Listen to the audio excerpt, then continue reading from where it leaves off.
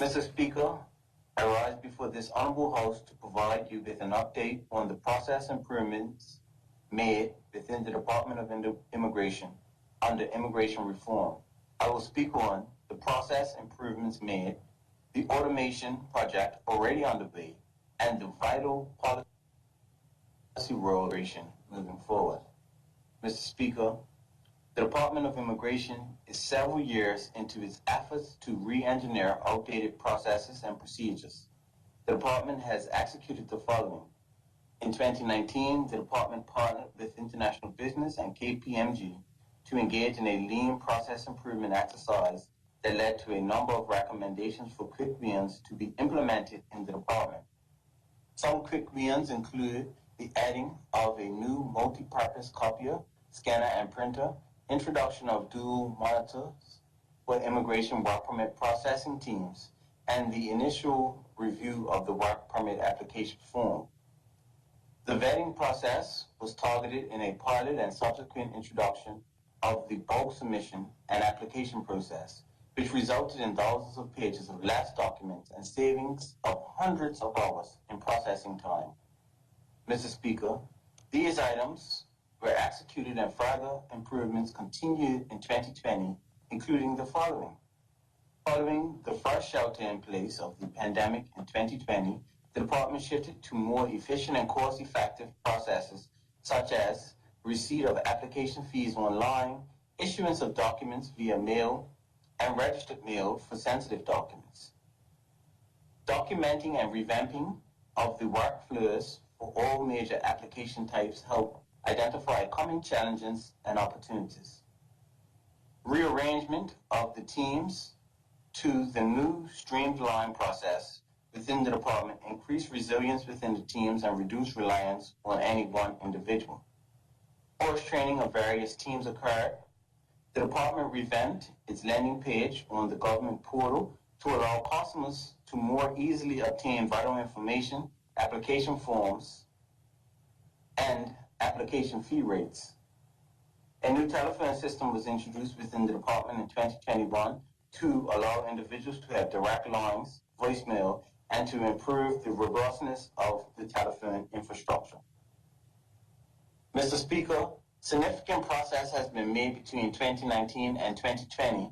However, with all the process improvements made, the pandemic demonstrated to the department the critical importance of having strong web-based IT systems that would allow the department to carry on even if staff are out of office. Unfortunately, the legacy systems of the department lacked the core functionality, and with staff out of office for significant periods of time, the gains made through process improvements led to rising frustration as few staff were in office to produce the work. Consequently, the department has turned its efforts to aggressively advance automation. In the speech from the throne of November 2021, the government undertook to digitize the immigration application process.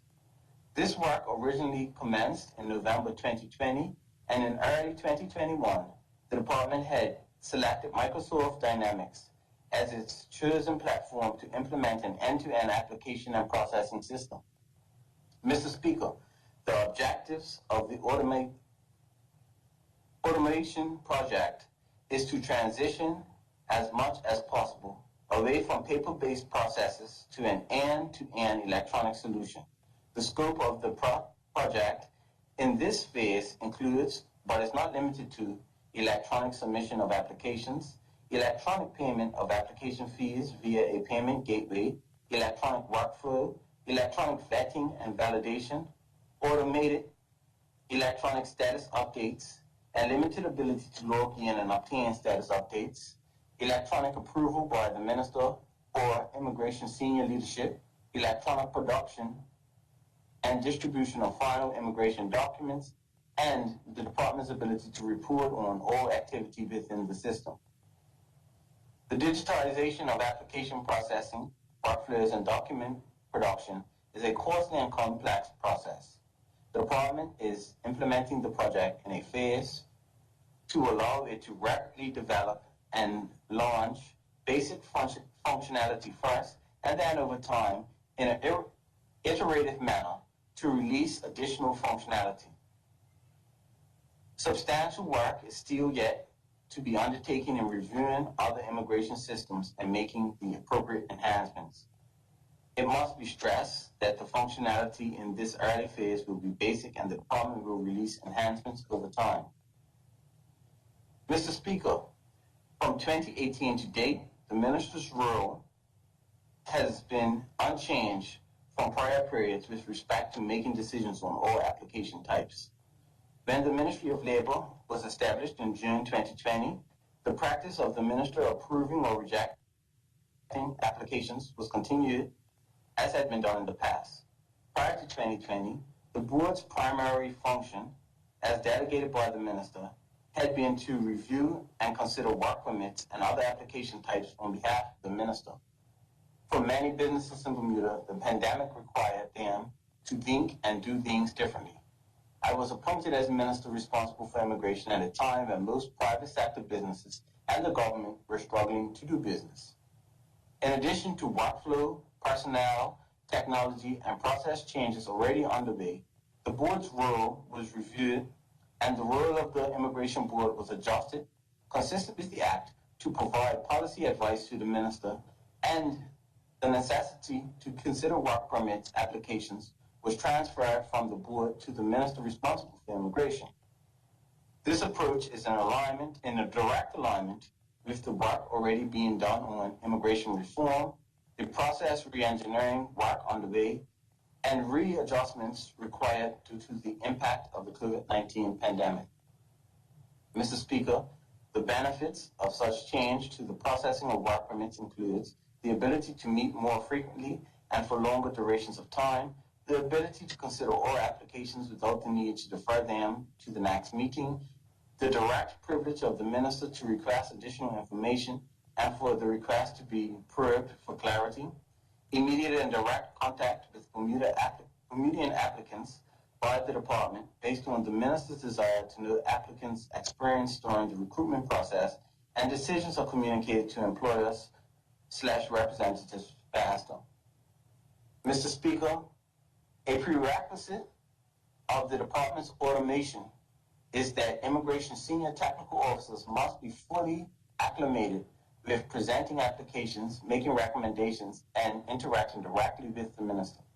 The re-engineering process has facilitated senior technical officers gaining this experience and skill set. Mr. Speaker, in accordance with the legislation in 2020, as the Minister responsible for immigration, I engaged the Immigration Board to provide policy comments, advice, and recommendations on the review of the 2015 work permit policy and the government's policy paper for long-term residents. Moving forward, the Ministry seeks to better utilize the Board by having it focus more on policy formation and providing advice to the Minister.